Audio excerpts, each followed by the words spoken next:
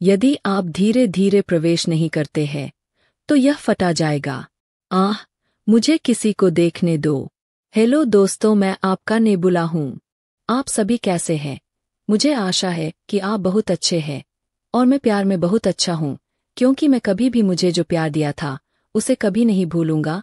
और मैं आपको एक नई कहानी देने के लिए कभी नहीं भूलूंगा, जैसे कि कहानी सुनना।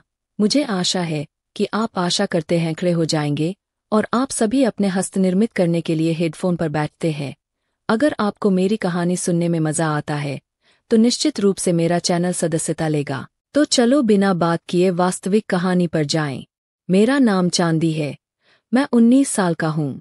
मेरी शादी के 4 महीने के भीतर मेरे पति ने इस दुनिया को छोड़ दिया। मेरे माता पिता मेरे पति को इस दुनिया के छोड़ने के 6 महीने बाद मुझे लेने आए थे, लेकिन मैं उनके साथ नहीं गया क्योंकि मैं उन पर बोझ नहीं बनना चाहती थी। हमारे घर की हालत अच्छी नहीं थी। मेरे पिता ने मुझे बहुत परेशानी में शादी कर ली। मेरे पिता इन लॉ बहुत अमीर है। मेरी माँ इन लॉ के 2 बेटे, 1 बेटी। उनका भाई मेरे पति से 2 साल छोटा है। मेरे पति की मृत्यु के बाद मैं चाहती थी कि मेरी माँ इन लॉ मेरे पति का छोटा भाई मुझसे शादी करे। इसलिए उसके दिमाग को जीतने के लिए मैं घर में सारा काम करता था और रात में मैं बिस्तर पर जाने से पहले अपनी माँ को हिला देती थी। मैं जितना संभव हो अपनी माँ की सेवा करता था। मैंने उसे कभी भी मुझ पर परेशान होने का मौका नहीं दिया, क्योंकि मैं चाहता था कि वह मुझे एक बार फिर से बना ले। एक भतीजा था कि वह शादीशुदा था और वह घर में बहुत अधिक आ जाएगी, क्योंकि मेरी माँ ने अपनी शादी कई अमीर परिवारों से दी थी। इसलिए वह अपना ज्यादातर समय अपने पिता इन लॉ के घर पर रहती थी और वह अपने पिता इन लॉ के घर में एक खुशहाल जीवन जी रही थी। लेकिन जब भी मेरी नन आई तो मैंने उसकी बहुत परवाह की, उसके सभी पसंदीदा खाद्य पदार्थों को पकाया और उसके बहुत सारे बच्चे किए। मेरी माँ इससे बहुत खुश थी। शादी के पहले दिन से मैं उसका बहुत अच्छा व्यवहार करता था और वह खुश था और मुझे आशीर्वाद दिया और कहा, मैं भगवान से प्रार्थना करता हूँ कि मेरा दूसरा बेटा आपके जैसा है और मुझे बताए कि आप मेरी बेटी की तरह हैं, जिस तरह से आप मेरी सेवा करते हैं। यहाँ तक कि आपकी बेटी भी अपनी माँ की सेवा नहीं कर सकती। मैं अपनी माँ इन लॉ के दिमाग को वैसे भी जीतना चाहता था। हमारे घर में मदर इन लास्ट वर्ड है। सब कुछ उसकी दिशा में होता। उसकी सहमति के बिना घर का एक पृष्ठ भी नहीं पड़ सकता था। अगर किसी को उसे बुरा लगेगा तो इस घर में कोई भी उसका नाम नहीं कहेगा, क्योंकि मेरी माँ इन लॉ एक बहुत ही गुस्से में महिला है। मदर इन लॉ मेरे साथ बहुत खुश है, इसलिए मुझे विश्वास था कि वह अपने छोटे बेटे के साथ मुझसे शादी करेगी। मेरे पति का छोटा भाई अमेरिका में अध्ययन कर रहा है। केवल 3 महीने बचे हैं और मैं अपने दिमाग में बहुत खुश था कि यह घर फिर से मेरा होगा और मैं इस घर की मालकिन बन जाऊंगा, क्योंकि मैंने अपना सारा जीवन गरीबी में बिताया था और यह पता लगाने के लिए यहाँ आया था कि जीवन में क्या खुशी है। इसलिए मैं इस विलासिता को खोना नहीं चाहता। मेरे ससुर का घर बहुत समृद्ध है। उनके पास कई भूमि है जो उन्हें अपने पूर्वजों से प्राप्त हुए हैं। वे अमीर है और मेरे पति का छोटा भाई देखने में बहुत सुंदर और स्मार्ट है। अगर मैं अपने पिता के घर जाता तो मैं अपना जीवन अकेले कैसे बिताता? कौन अपनी गरीब और बची हुई लड़की से शादी करेगा? इसलिए मैंने अपनी माँ को अपने छोटे बेटे से शादी करने की पूरी कोशिश की। मेरा भाग्य क्या है, जब मैं शादी कर लेता हूँ तो मैं बहुत खुश था कि मेरी शादी घर पर थी। अब तक मैं लोगों की कमी बन गया हूँ। अब मुझे जीवन की कमी में नहीं रहना है। लेकिन भगवान ने मेरी खुशी और महीने को छीन लिया और महीने में मैं अकेला हो गया। अब मैं अपने पति के छोटे भाई से शादी कर चुका था और इस घर में आराम से रहना चाहता था। मेरी माँ की तरह मैं अपने हाथों में सभी घरों में अधिकार चाहता था। मुझे पता था कि यह एकमात्र संभव है कि मेरे पति के छोटे भाई ने मुझसे शादी कर ली, क्योंकि मेरी माँ इन लव इस लड़के के लिए बहुत बाध्य थी। वह हर विषय पर अपने छोटे बेटे से परामर्श करते थे। मेरे पति कम उम्र से ही बीमार रहे हैं और बचपन की यह कमजोरी तब तक बनी हुई है जब तक कि उसका शरीर बड़ा नहीं हो जाता। वह पतली और काली दिखती है, इसलिए मेरे जैसी गरीब लड़की की शादी ऐसे अमीर परिवार से हुई है। फिर भी मैं अपने पति के साथ एक खुशहाल जीवन जीना चाहती थी, लेकिन मेरे पति ने मुझे खुशी नहीं दी। उसने मुझे हमेशा के लिए छोड़ दिया। हालांकि हम गरीब हैं, लेकिन अगर मेरे पिता को पता था कि मेरे पति को एक बीमारी है, कि वह कम उम्र से ही बीमार थी, तो मेरे पिता इस घर में अपनी बेटी से कभी शादी नहीं करेंगे। मेरे पिता को यह नहीं पता था, इसलिए जब मेरी माँ इन लॉ ने मेरे पिता को मेरी शादी के बारे में बताया, तो मेरे पिता सहमत हो गए। और इसी तरह मैं घर आता हूँ। मैं केवल 3 महीने के लिए खुश था। फिर अचानक मेरे पति का शरीर खराब हो गया। मेरी माँ ने लॉव ने पानी की तरह मेरे पति के इलाज के लिए पैसे डाला, यहाँ तक कि उसे उपचार के लिए दूसरे देश में भेजना चाहती थी, लेकिन उसके पास ज्यादा समय नहीं था। कुछ दक्षिण के भीतर उसने दुनिया छोड़ दी। मेरे पति की मृत्यु के बाद अपनी माँ की सेवा कर रही हूँ और मेरे पति 1 साल से।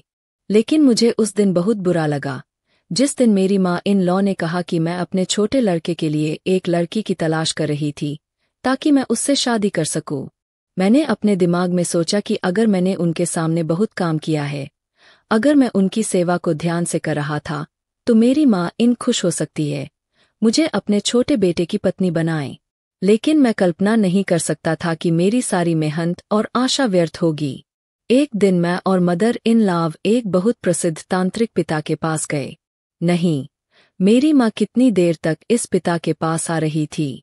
वह हर सोमवार को अपने पिता के पास आता और उसे आशीर्वाद देता। जैसा कि हम वहां पहुंचे, मेरी माँ इन लॉ ने एक अंधे लड़की को गरीब लोगों की लाइन पर बैठे देखा, इसलिए वह उसके पास गई और उसके पास बैठ गई। उससे पूछा कि क्या दुर्घटना, आप यहाँ क्या कर रहे थे और कहाँ रहना है। मेरी माँ इन लॉ ने इस तरह से बात की कि वह उसे लंबे समय तक जानती थी। मैं सोच रहा था कि मेरी माँ इन लॉ एक गरीब लड़की के पास क्यों गई और वह उसे कैसे जानती थी। मेरी माँ इन उससे माफ़ी मांग रही थी और कहा, माँ, मुझे माफ़ कर दो, मेरे साथ मेरे घर आओ। अंधा लड़की बहुत गुस्से में लग रही थी। वह मेरी माँ से कहती रही, लॉ, मैं आपके साथ कभी नहीं जाऊंगी, मैंने जो किया है वह आपके लिए है, इसलिए मैं आपको कभी माफ़ नहीं करूंगा। मेरी माँ इन लॉ रो रही थी और उसके लिए रो रही थी, और वह उसे बता रही थी कि यह वही होगा जो आप अब चाहते थे। आपके दिमाग में सब कुछ पूरा हो जाएगा, आप बस मेरे साथ आएंगे। मेरी माँ इन लॉ ने ब्लाइंड गर्ल को घर ले आई। जब मैंने अपनी माँ से पूछा तो माँ ने इसे घर क्यों लाया और यह लड़की कौन है, तब मेरी माँ ने मुझे सिर्फ इतना बताया कि मैं उसके छोटे बेटे से शादी करूंगी। मेरी माँ के बारे में सुनने के बाद जमीन को मेरे पैरों के नीचे हटा दिया गया था, क्योंकि मैं उन सभी सपनों को देख सकता था जिनके बारे में मैंने सपना देखा था, और मैं अंत देख सकता था। मदर इन लॉ के शब्द बहुत आश्चर्यचकित है कि वह अपने डॉक्टर के बेटे के साथ एक अंधे लड़की से कैसे शादी कर सकती है। यह मुझे लग रहा था कि मेरे पति के छोटे भाई इसे नहीं देखेंगे, क्योंकि वह अमेरिका में पढ़ रहा था, उसकी पसंद और बहुत सारे हाई फी। वह एक अंधे लड़की से कैसे शादी करती है। मैं अपनी माँ को देखकर आश्चर्यचकित था। कुछ ही दिनों में मेरे पति का छोटा भाई घर लौट आया और माँ इन लॉ ने शादी की तैयारी शुरू कर दी। ब्लाइंड गर्ल अब घर में है। उसकी माँ इन लॉ ने उसे रहने के लिए एक अलग घर दिया। उन्होंने शायद ही कभी हमसे बात की हो, ज्यादातर समय घर पर था।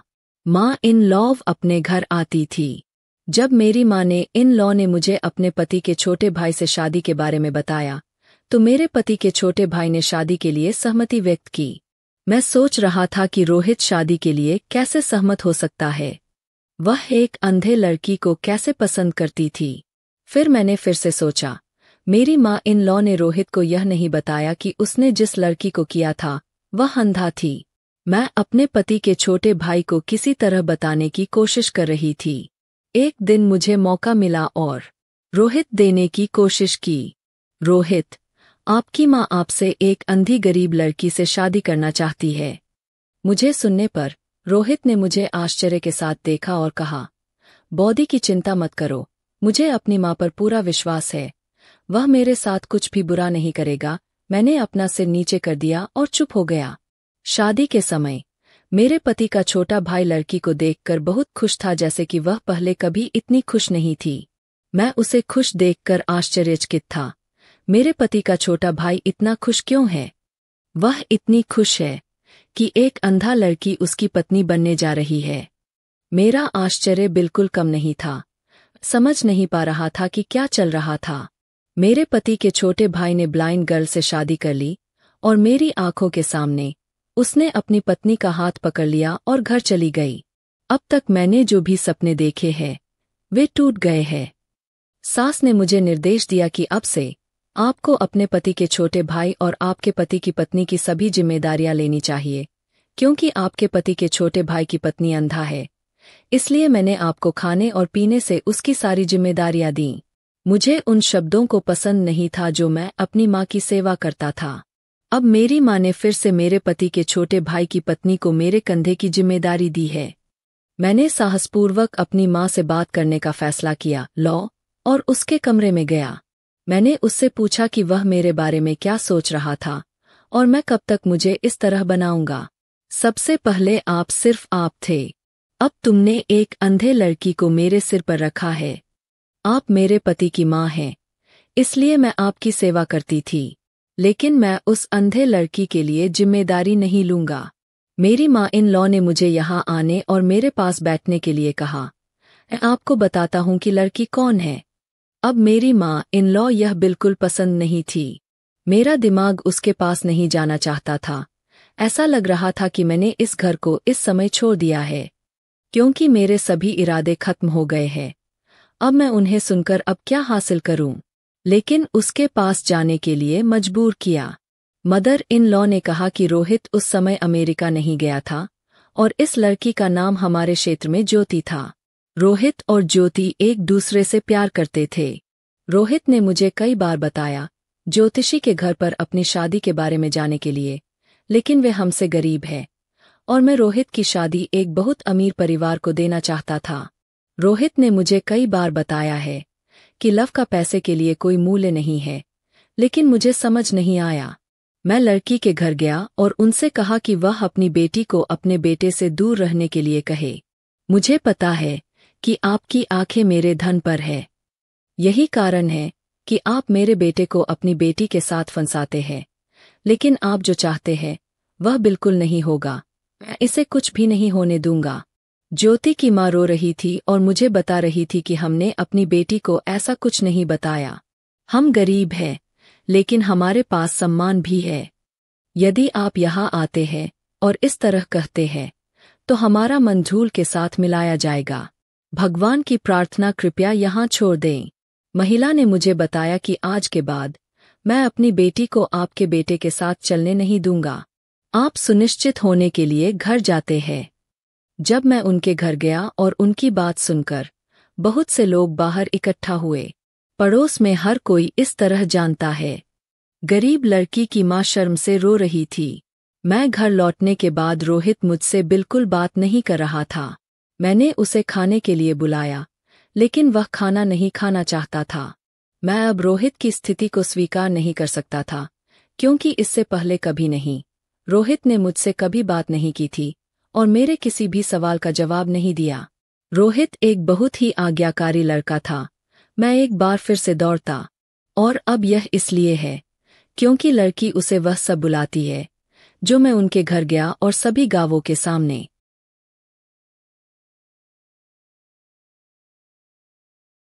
दोस्तों, आज का वीडियो समाप्त हो गया। मैंने आपके लिए बहुत परेशानी के साथ वीडियो बनाया। यदि आप वीडियो पसंद करते हैं तो एक पसंद करें और चैनल की सदस्यता लें। मैं आपको छोड़ रहा हूँ। मैं आपको देखूंगा कल एक नए वीडियो में। हर कोई अच्छी तरह से स्वस्थ रहेंगे।